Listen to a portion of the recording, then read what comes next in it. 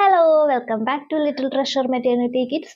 അപ്പോൾ ഇന്നത്തെ വീഡിയോ PVനെ പറ്റിയിട്ടാണ്. ആദ്യത്തെ ഡെലിവറിക്ക് തയ്യാറെടുക്കുന്ന എല്ലാവർക്കും തന്നെ ഈ PVനെ പറ്റിയിട്ട് ഒരു ടെൻഷൻ ഉണ്ടാവും. പെയിൻഫുൾ ആണോ അങ്ങനെയുള്ള കാര്യങ്ങൾ. ആൻഡ് എൻ്റെ കഴിഞ്ഞ വീഡിയോയിൽ നിലാസ് വേൾഡിൽ ഡെലിവറി സ്റ്റോറി ഷെയർ ചെയ്തപ്പോഴും കുറച്ച് പേരൊക്കെ ഈ PV എക്സ്പീരിയൻസ് ഷെയർ ചെയ്യുമോ, പെയിൻഫുൾ ആണോ എന്നൊക്കെ ചോദിച്ചിരുന്നു. അപ്പം എന്തായാലും എൻ്റെ PV എക്സ്പീരിയൻസ് ഷെയർ ചെയ്യാമെന്ന് വെച്ചു.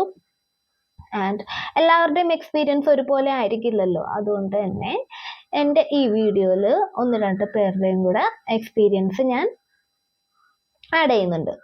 ആൻഡ് എന്താണ് ഈ PV അഥവാ പെൽവിക് എക്സാമിനേഷൻ? നമ്മൾ ഈ PV ചെയ്യുന്നത് നമ്മുടെ സെർവിക്സിൻ്റെ നേച്ചർ മനസ്സിലാക്കാൻ വേണ്ടിയിട്ടാണ് പ്രധാനമായിട്ടും PV ചെയ്യുന്നത്.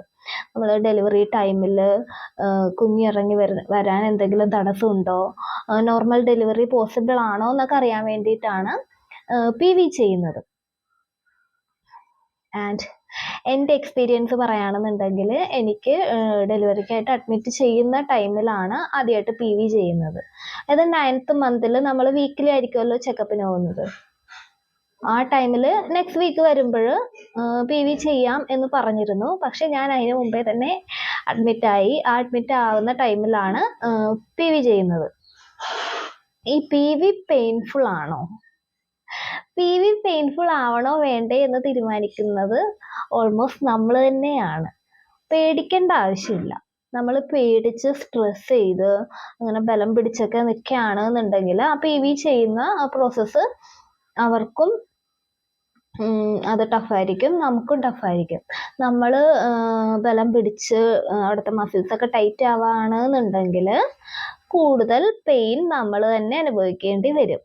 അതുകൊണ്ട് PV ചെയ്യുന്ന ടൈമിൽ മാക്സിമം റിലാക്സ് ആയിട്ട് കിടക്കാം. മസിൽസൊക്കെ ലൂസ് ചെയ്ത് നല്ല റിലാക്സ് ആയിട്ട് കിടക്കുകയാണെന്നുണ്ടെങ്കിൽ വേദന നമുക്ക് ഒഴിവാക്കാം.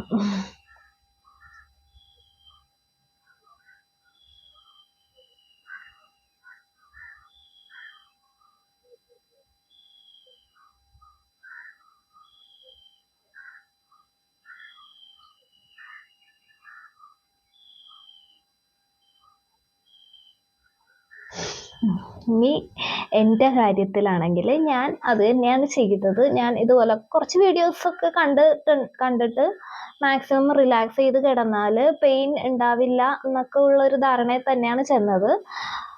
ടെൻഷൻ ഉണ്ടായിരുന്നു, എന്നാലും മാക്സിമം റിലാക്സ് ചെയ്ത് ബ്രീത്തിങ്ങൊക്കെ ചെയ്തു മാക്സിമം റിലാക്സ് ചെയ്താണ് കിടന്നത്. അതുകൊണ്ട് തന്നെ എനിക്ക് PV അധികം പെയിൻഫുൾ ആയിരുന്നില്ല.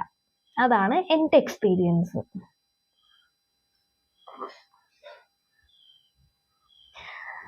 അപ്പോൾ ഇനി ഫസ്റ്റ് ഡെലിവറിക്ക് വേണ്ടിയിട്ട് പ്രിപ്പയർ ചെയ്യുന്ന ആരും തന്നെ ഈ PVനെ കുറിച്ച് ഓർത്ത് ടെൻഷൻ അടിക്കേണ്ട ആവശ്യമില്ല. നമുക്ക് മാക്സിമം റിലാക്സ് ചെയ്ത് കിടക്കുക എന്നുള്ളത് മാത്രമാണ് ഇതിൻ്റെ പെയിൻ അവോയ്ഡ് ചെയ്യാനുള്ള സൊല്യൂഷൻ. അപ്പം അതുകൊണ്ട് എല്ലാവർക്കും ഓൾ ദി ബെസ്റ്റ്.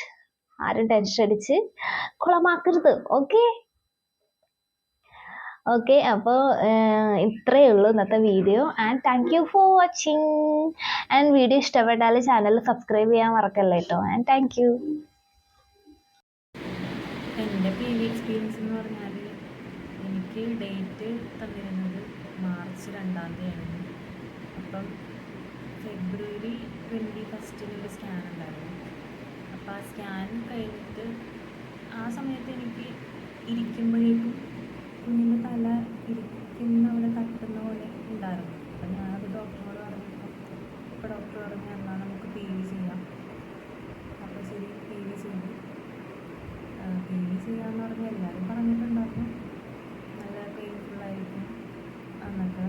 അപ്പം ഞാനും പേടിച്ചിട്ടാണ് പോയത്. പക്ഷേ ഞാനെന്താ ഇങ്ങനെ എന്ത് സംഭവിച്ചാലും ഇങ്ങനെ വേദന എടുത്താലും ഇങ്ങനെ കരയില്ല അങ്ങനെയൊക്കെ വിചാരിച്ചിട്ടാണ് പോയത്. അപ്പം അങ്ങനെ വിചാരിച്ചതുകൊണ്ട് തന്നെ വലിയ കുഴപ്പമൊന്നും തോന്നിയില്ല. പിന്നെ കുഞ്ഞിങ്ങനെ അവർ ടെസ്റ്റ് ചെയ്യുമ്പോൾ കുഞ്ഞിങ്ങനെ അനങ്ങി ഇങ്ങനെ നീങ്ങിയതുപോലെ തോന്നി. അപ്പം PV ചെയ്തപ്പോൾ ഡോക്ടർ പറഞ്ഞു കുഞ്ഞ് നന്നായിട്ട് ഇറങ്ങിയിട്ടുണ്ട്. അപ്പം ഉടനെ തന്നെ ഉണ്ടാവും